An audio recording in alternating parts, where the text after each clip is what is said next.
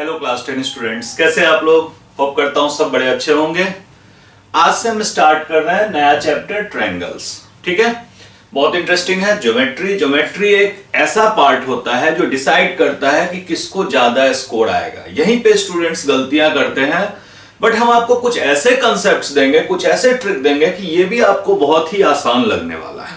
तो one by one आप सारे कंसेप्ट्स को देखो, समझो और उसको फिर आप यूज कर सकते हो।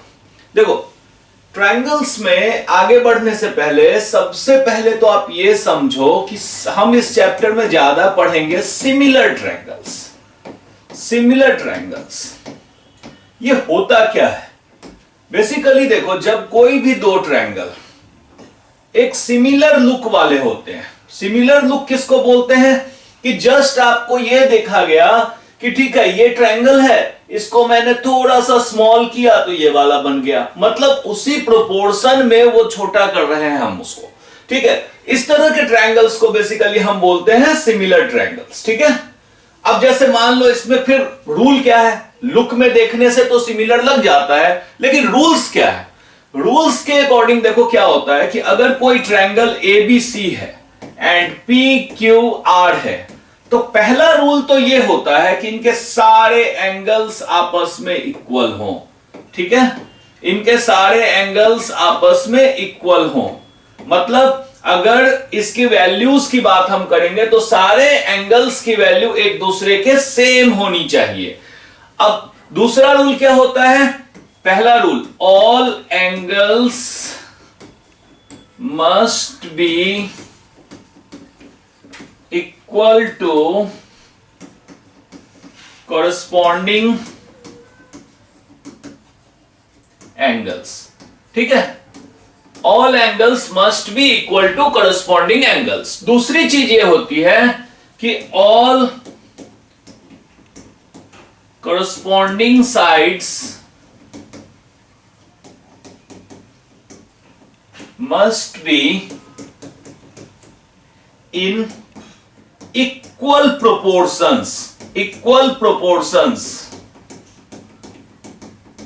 ठीक है, इसका मतलब क्या है कि सबसे पहले देखो एंगल ए जो होगा ये एंगल पी के इक्वल होगा, एंगल बी एंगल क्यू के इक्वल होगा, एंगल बी एंगल क्यू के इक्वल होगा, और एंगल सी एंगल आर के इक्वल होगा, एंगल सी एंगल आर के इक्वल होगा। ठीक है, तो एंगल्स तो इक्वल हो गए। अब इस कंडीशन में साइड्स का प्रोपोर्शन कैसा होगा सिमिलर ट्रायंगल्स में। देखो, अब आप कहते हो एंगल ए इक्वल है एंगल पी के, तो एंगल ए का अपोजिट साइड बीसी, आपको बीसी का रेशियो लेना है पी के अपोजिट साइड से, मतलब क्यू आर। जो एंगल इक्वल है उनके अपोजिट साइड्स का रेशियो लेना है। ठीक है, तो ये आ गया क्यू आर, ये इक्वल होगा। दूसरा एंगल बी है, बी के अपोजिट क्या है एसी, और इनका रेशियो किसके साथ लेना है, क्यू के अपोजिट, क्योंकि बी और क्यू आपस में इक्वल है, तो क्यू के अपोजिट है पी आर, तो हम इसको ले लेंगे पी आर, और ये इक्वल होगा हमारा सी के अपोजिट क्या है A B, and last R के अपोजिट क्या है पी क्यू। ठीक है, तो इसमें यह कहा जाता है सिमिलर ट्रायंगल में कि अगर आपको चेक करना है तो या तो आपके एंगल्स का रेशियो सेम हो या आपके साइड्स का प्रोपोर्शन सेम हो, क्योंकि अगर एक रूल होल्ड करेगा तो दूसरा भी डेफिनेटली होल्ड करेगा। ठीक है, तो इन दोनों में से कोई एक कंडीशन अगर फुलफिल हो जाता है तो हमारे जो ट्रायंगल्स हैं वो सिमिलर हो जाते हैं।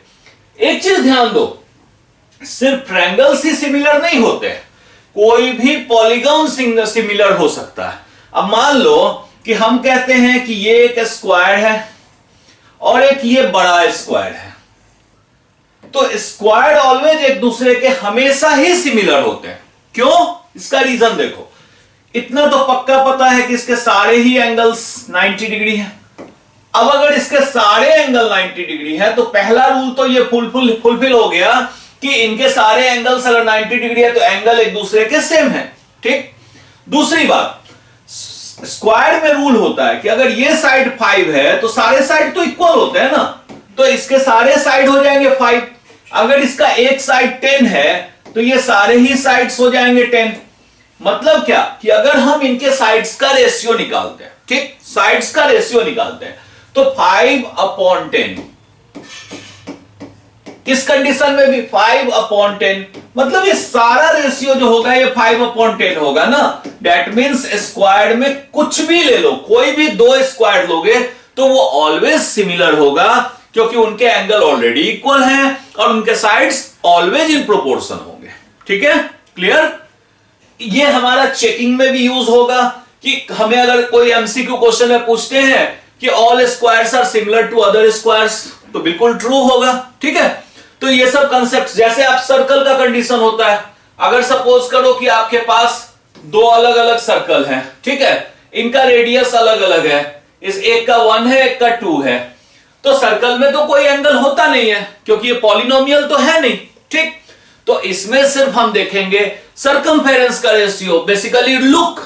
तो लुक तो आप जानते हो ना, सर्कल में अगर एक छोटा सा सर्कल है, मैं इसको जूम आउट करते जाऊं तो वही सर्कल बड़ा हो रहा है, मतलब कि रेशियो हमारा, इस कंडीशन में कह सकते हैं कि हर सर्कल एक दूसरे सर्कल के सिमिलर होता है। ठीक है, ये चीजें आप ध्यान रखेंगे कि हर सर्कल एक दूसरे सर्कल के सिमिलर होता है। ठीक, अब इसी कंसेप्ट से हम आपका फर्स्ट एक्सरसाइज 6.1 करेंगे, जिसमें कि इतना कंसेप्ट काफी होगा सॉल्व आउट करने के लिए। ठीक है, जनरली 6.1 को मैं बहुत इंपॉर्टेंट कहता हूं क्योंकि एमसीक्यू क्वेश्चंस इसमें से बहुत ज्यादा आते हैं। देखो, fill in the blanks using the correct word given in the brackets. ठीक, एक चीज मैं आगे बढ़ने से पहले आपको और बता दूं, मैंने सिमिलर तो बताया, इसमें कुछ क्वेश्चंस ऐसे भी आ रहे हैं जो आप पिछली क्लासेज में पढ़ चुके हो, कॉन्ग्रेंट। ठीक है, कॉन्ग्रेंट मींस एग्जैक्टली इक्वल। ठीक है, अब जैसे मान लो कि हमारे दो ट्रायंगल हैं, एक ट्रायंगल ये है, दूसरा ट्रायंगल ये है, ये एक ऐसे ट्रायंगल्स हैं जिनके की सारे एंगल भी एक दूसरे से सेम है। ठीक है, और दूसरी बात कि अगर ये 5 सेंटीमीटर है, ये 5 सेंटीमीटर है, ये 5 सेंटीमीटर, तो ये भी 5 सेंटीमीटर है। अगर साइड और एंगल सब कुछ सेम होगा तो ऐसे कंडीशन में उसको बोलेंगे कि वो कॉन्ग्रेंट है, मतलब एक के ऊपर दूसरे इमेज को रखेंगे तो एक इमेज दूसरे को कंप्लीटली ढक देगा, मतलब बिल्कुल सेम होगा। इस कंडीशन को बोलते हैं कॉन्ग्रेंसी।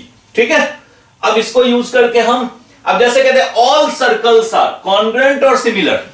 सिमिलर तो है ही, अभी मैंने बात किया था कि जितने भी सर्कल्स हैं वो सारे ही एक दूसरे के सिमिलर होते हैं। ठीक है, बड़ा हो छोटा हो कोई फर्क नहीं पड़ता। तो इसका क्या मतलब है कि कॉन्ग्रेंसी तब होगी जबकि इनका रेडियस सेम होगा। अगर रेडियस सेम होगा तो एक सर्कल के ऊपर दूसरे को रखेंगे तो एक सर्कल दूसरे को पूरी तरह से कवर्ड कर देगा। तो ऐसे कंडीशन में हम ये नहीं कह सकते कि ऑल सर्कल्स कॉन्ग्रेंट हैं, हम ये कह सकते हैं कि all circles are similar. Clear, तो हमारा जो फर्स्ट होगा इसका आंसर होगा ऑल सर्कल्स आर सिमिलर। ठीक है, अब हम आते हैं सेकंड पे।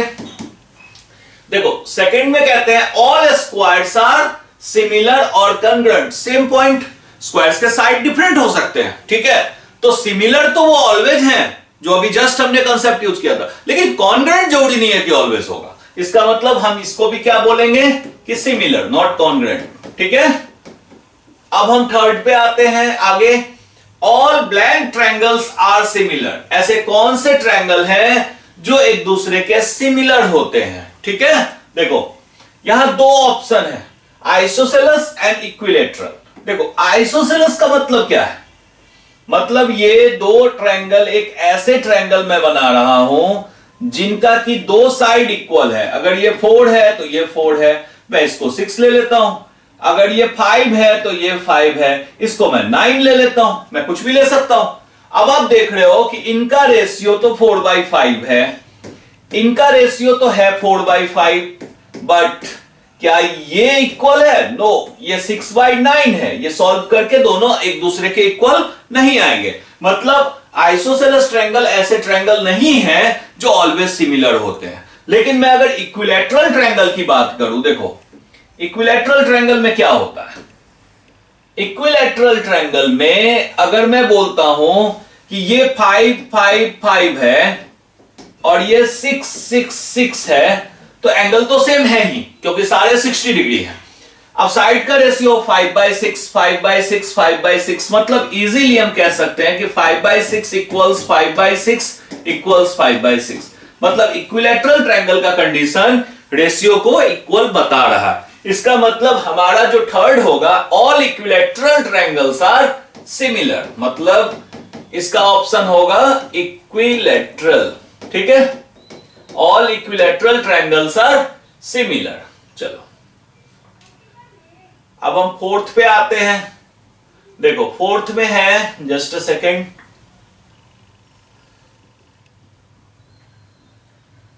देखो फोर्थ में क्या है, two polygons of same number of sides are similar, two polygons of same number of sides are similar. देखो इसमें देखो क्या करना है हमें, ये कह रहे हैं कि two polygons of same number of sides are similar if, कौन से कंडीशन में दो डिफरेंट पॉलीगॉन सिमिलर होंगे। ठीक है, if their corresponding angles are, तो अभी हम किसी के लिए भी पढ़े हैं ना ये रूल कि अगर उनके कॉरस्पॉन्डिंग एंगल्स इक्वल होंगे and their corresponding sides are in proportional, ठीक है, मतलब एंगल्स होने चाहिए इक्वल, और एंगल्स इक्वल होने के साथ साथ साइड्स जो होंगे, दूसरा कंडीशन वो ये होगा कि साइड उनके प्रोपोर्शनल होगा। ऐसे कंडीशन में किसी भी पॉलीगॉन को हम बोलेंगे कि वो जो है हमारा वो सिमिलर है, चाहे वो पॉलीगॉन कोई भी हो। ठीक है, क्लियर। चलो आगे बढ़ते हैं। अब इसमें क्या है, देखो गिव टू, ये क्वेश्चन नंबर 2 है हमारा, give two different examples of pair of similar figures and non similar figures, मतलब आपको एग्जांपल देना है pair of similar figures and non similar figures. Millions of examples हो सकते हैं, आपकी मर्जी, आप जैसा एग्जांपल लो। अब जैसे मैं कहता हूं, फर्स्ट ले लो एक ऐसा ट्रायंगल ले लो जो राइट एंगल ट्रायंगल है ए बी सी, ये 90 डिग्री है, मैं कहता हूं ये 3 है, ये 4 है, ये 5 है। ठीक है, और इसके बाद हमें सिमिलर फिगर्स लेने हैं, तो दूसरा हम क्या करते हैं, इसमें A B C, A dash ले लो, बी डैश ले लो, सी डैश ले लो, नाम को चेंज करने के लिए, और इनको क्या करो, सिमिलर रखना है ना, तो सबको डबल कर दो, ये 6, ये 8, ये 10, क्योंकि इस कंडीशन में ये इसलिए सिमिलर होंगे क्योंकि इनके साइड्स का रेशियो बिल्कुल सेम है। ठीक है, तो ऐसे कंडीशन में हम कह सकते हैं कि ये 3/6 इक्वल्स 5/10 इक्वल्स 4/8 है। So both triangles are similar. ठीक है, मतलब बोथ ट्रायंगल्स जो हमारे हैं ये सिमिलर हैं। अब इसके बाद बात आती है नॉन सिमिलर। नॉन सिमिलर आपको क्या करना है, आप कुछ भी ले लो, हम एंगल्स की बात भी नहीं करते हैं। एक सिंगल ये ट्रायंगल ले लिया, एक इधर ट्रायंगल ले लिया, अब इसमें क्या करो, एक रैंडम वैल्यूज डाल दो इनके साइड का, A dash B dash C dash, आप इसमें ले लो 2 3 7। ठीक है, 2 3, एक सेकेंड, 7 पॉसिबल नहीं है, इसलिए नहीं पॉसिबल है कि दो साइड्स का सम ऑलवेज, टू साइड्स का सम थर्ड से बड़ा ही होगा। तो एक काम करते हैं ना, इसको 4 ले लो, 2 3 4। ठीक है, अब इसके बाद हम इसमें आते हैं 5 7 9। अब इस कंडीशन में आप खुद देख रहे हो साइड्स का रेशियो क्या है, 2/5 not equals to 3/7 not equals to 4/9। तो इसका मतलब इनके रेशियो सेम नहीं है, तो नॉट सिमिलर ट्रायंगल्स। ठीक है, मतलब ये ट्रायंगल्स जो है एक दूसरे के सिमिलर नहीं है। क्लियर। तो ये हो गया हमारा सेकंड क्वेश्चन जिसमें हम एग्जांपल देने थे। अब यहां से देखो, state whether the following quadrilaterals are similar और नॉट। ठीक है, इसमें इमेजेस गिवन है, तो मैं थोड़ा सा इमेज को नीचे ले लेता हूं। अब इसमें आपको बताना है कि क्या ये क्वाड्रेटरल सिमिलर है या नहीं है। देखो ध्यान से, इन्होंने क्या किया, देखो इन्होंने क्या किया यहां पे कि साइड्स के तो रेशियो सेम कर दिए, मतलब यहां पे है 1.5, दूसरी तरफ है 3, तो इनका रेशियो आ जाएगा 1/2। सेम रेशियो सबके लिए है, but angles are not same. यहां पे क्लियरली ये 90 डिग्री है, ठीक है। तो आप क्या लिखेंगे, sides are equal proportionally but